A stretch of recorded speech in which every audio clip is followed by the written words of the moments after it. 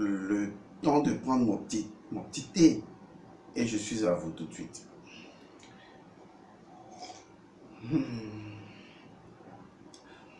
Ça fait du bien. Soyez sûr, je ne veux pas vous donner. Et non, je ne partage pas.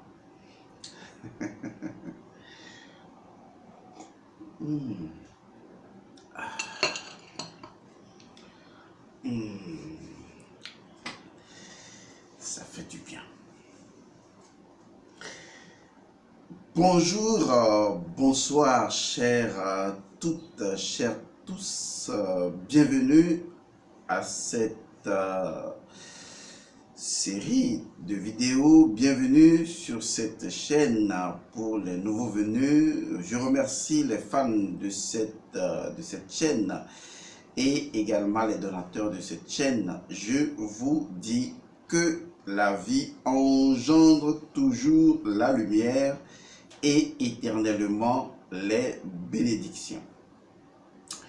Je suis El Mancio Godson, maître de vie. Aujourd'hui, je voudrais continuer à vous parler de cette thématique assez importante intitulée « Les armures spirituelles du manager ».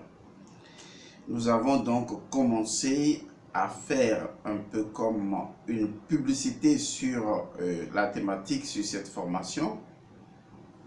Retenez que toutes les formations que nous proposons et que nous proposerons ne sont pas à prendre par tout le monde. Chacun connaît ses priorités dans la vie. Et le plus important pour vous, c'est de voir est-ce que vos priorités sont là tout de suite. Et si vos priorités sont là, eh bien, vous participez. Mais si vos priorités ne sont pas là et qu'elles sont ailleurs, alors vous attendrez le moment opportun pour suivre un séminaire qui vous convienne. Donc, tout dépend de vos priorités. Ne dites pas, oui, nous allons suivre toutes les formations. Non, on suit les formations selon les priorités personnelles, individuelles que l'on a. Les armures spirituelles du manager, certes, s'adressent à toute catégorie de personnes, mais surtout à ces personnes qui décident de mieux conduire leur entreprise. Il y a un élément qui va intervenir dans la formation. C'est la géométrie sacrée. C'est-à-dire, comment est-ce que vous devez positionner l'intérieur de votre bureau pour que cela distribue ce qu'on appelle le chi positif, que cela distribue l'énergie spirituelle de protection et d'épanouissement, aussi bien de votre âme que de votre corps physique. Parce que dans tout milieu, il y a une circulation d'énergie. Et comment faire lorsque on se trouve dans un bâtiment où il n'est plus pratiquement possible de changer des positions des meubles ou de changer des positions d'un certain nombre de choses qu'on souhaiterait faire? En ce moment-là, comment pourrait-on justement régler le problème des énergies aussi bien telluriques que d'autres qui circulent dans l'environnement de votre office? Tout cela, vous apprendrez cela au cours donc de cette formation sur les armures spirituelles du manager. Et nous ferons intervenir un signe particulier du Fa. Vous savez, nous avons annoncé plusieurs émissions à faire sur le Fa et d'ailleurs des formations à faire sur le Fa. Mais je voudrais ici introduire un peu la dynamique du Fa. Parce que beaucoup de personnes parlent du Fa, de cet art divinatoire, et qui est plus qu'un art divinatoire. Beaucoup de gens en parlent, mais il manque cet aspect métaphysique, cet aspect principiel, cet aspect osirien de ce qu'on appelle le Fa. Et tôt ou tard, nous ferons la formation et vous verrez que le Fa qui était pratiqué lors de l'ère du Verseau, enfin de l'ère des poissons, c'est-à-dire que les ères se suivent. Nous sommes en train de quitter l'ère des poissons pour entrer dans l'ère du Verseau. Le Fa tel qu'il était enseigné, pratiqué dans l'ère des poissons, ne peut plus l'être dans l'ère du Verseau. Ce n'est pas possible. Je vais vous donner un exemple simple. Il y a des personnes, je ne juge personne, chacun démontre sa science. Il y a des personnes qui disent que le Fa a besoin de sacrifice. C'est-à-dire que pour prendre le Fa, par exemple, eh bien, on demande aux gens de faire des sacrifices, d'offrir peut-être un poulet ou un certain nombre de choses. Cette pratique-là, par exemple, ne fait pas partie de l'aspect authenticité du Fa.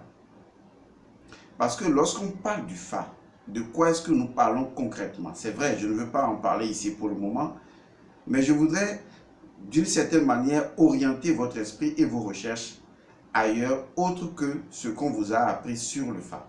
Ce qu'on vous a appris est certes bien, mais il faut savoir qu'aujourd'hui, les gens ne détiennent que les pratiques et que les connaissances principales des choses leur manquent.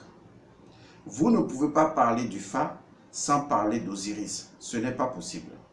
Vous ne pouvez pas parler du Fa sans parler de l'histoire de Seth et d'Horus. Ce n'est pas possible. Vous ne pouvez pas parler du Fa sans parler de l'Énéade de l'Égypte antique, sans parler de l'Énéade du dieu Atum. Vous ne pouvez pas le faire.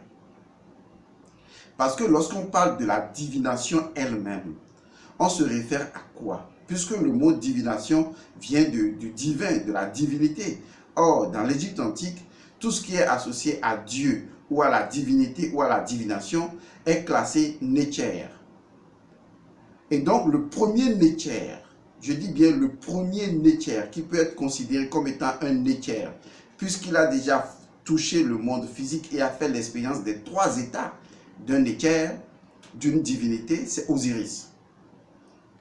Lorsque Osiris fut morcelé en plusieurs parties, en 14 ou précisément, puisque 2 parties sont cachées, en 16 morceaux par son frère Seth, on voit déjà le symbole du sacrifié. On voit non seulement le symbole du sacrifié, on voit le symbole de sacrifice. Et parce qu'il y a déjà le partage, il y a le morcellement du corps d'Osiris. Lorsque vous prenez les signes du Fa représentent la divination, c'est-à-dire Osiris, représente Osiris morcelé, représente le sacrifié, représente déjà le sacrifice. On ne peut pas faire du sacrifice à un sacrifice. Ce n'est pas possible. C'est ce qui fait que, depuis les temps immémoriaux, le Fa a toujours été considéré beaucoup plus comme une science. Et les premières histoires du Fa ne faisaient montre d'aucun sacrifice, d'aucun animal à sacrifier. La divination, le Fa lui-même n'en a pas besoin. Certes, on peut faire des consultations du Fa dans son aspect grégaire et vous demander ensuite de faire des sacrifices pour pouvoir, d'une certaine manière, équilibrer les énergies dans votre vie selon ce que le Fa aurait détecté.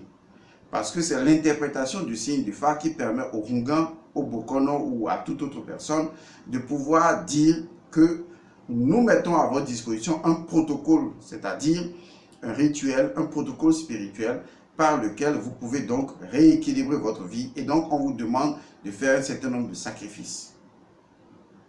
Mais ces sacrifices-là ne sont pas adressés au Fa. Et même pour prendre le Fa, comme on le dit dans notre jargon, il n'est pas besoin de sacrifice parce que le sacrifice même, c'est le Fa lui-même. Vous voyez? Et c'est très important de garder ces choses à l'esprit. C'est pourquoi aujourd'hui, et je le disais tantôt, tout à l'heure dans cette émission, que le Fa, tel qu'il était enseigné à l'ère des poissons, ne peut plus être enseigné ainsi à l'ère du Verseau. Non, ça ne marchera pas.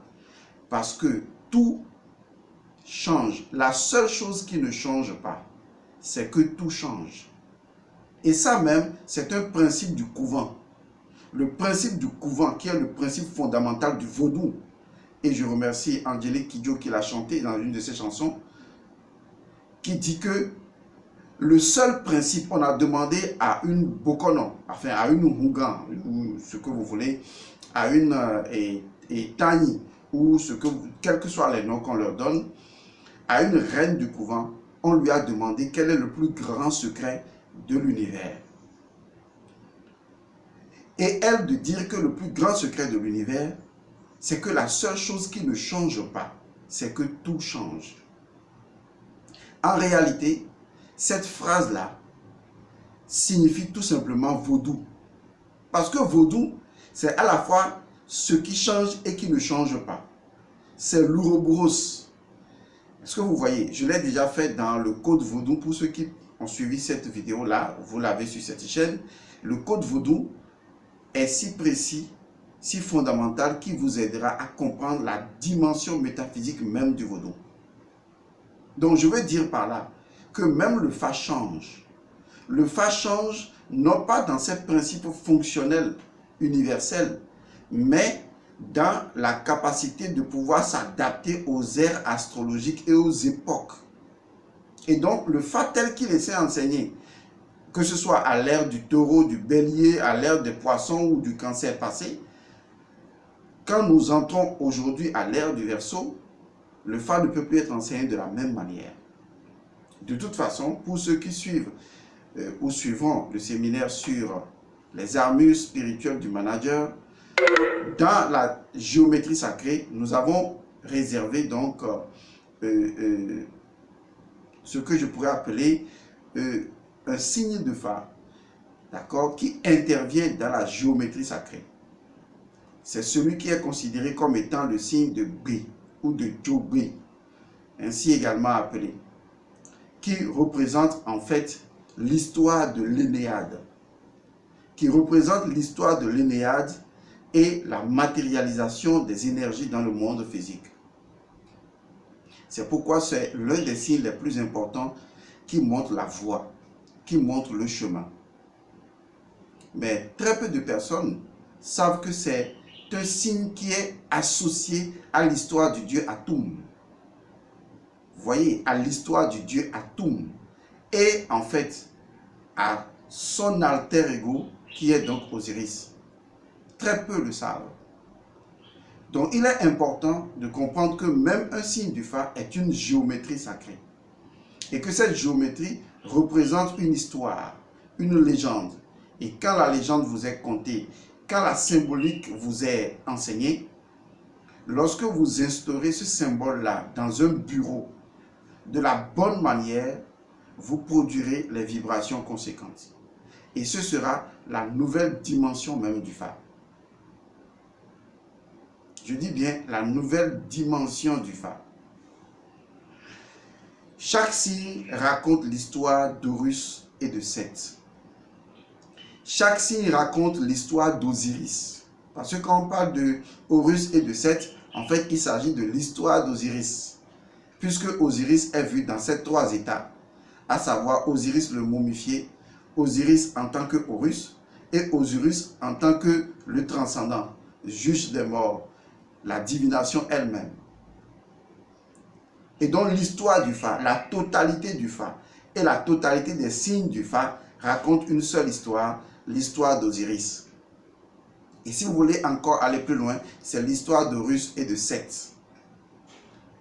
Et le signe Jobé ou le signe B est un signe qui raconte justement l'histoire d'Atum.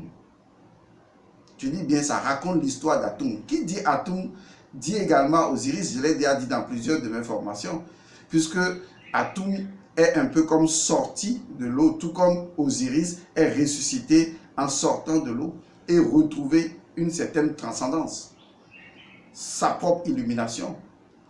Il faut savoir lire les analogies, les correspondances. C'est ça la science universelle. Et ça fait partie des lois hermétiques. Voilà donc, pour ceux qui veulent suivre donc cette formation intitulée Les armures spirituelles du manager, vous verrez donc qu'il y a des surprises qui vous attendent. Il y a des choses que nous révélerons qui vous permettront d'être puissant dans votre entreprise, dans votre milieu de vie. Je vous remercie donc pour toutes les personnes qui voudraient suivre cette formation, les armures spirituelles du manager et découvrir les astuces qui leur permettront justement de dynamiser l'esprit de l'entreprise ou l'entité de leur entreprise, de lui donner une certaine influence vibratoire à l'échelle encore plus grande. Eh bien, vous êtes invité à suivre ce séminaire unique intitulé « Les armures spirituelles du manager ». Le numéro WhatsApp ou Telegram ou enfin mail pour les personnes qui utilisent les mails. Le numéro est donc le même, c'est le plus 228 99 99 93 93. Je vous remercie d'avoir suivi cette vidéo. Je vous retrouve la prochaine fois pour le meilleur qui reste à venir.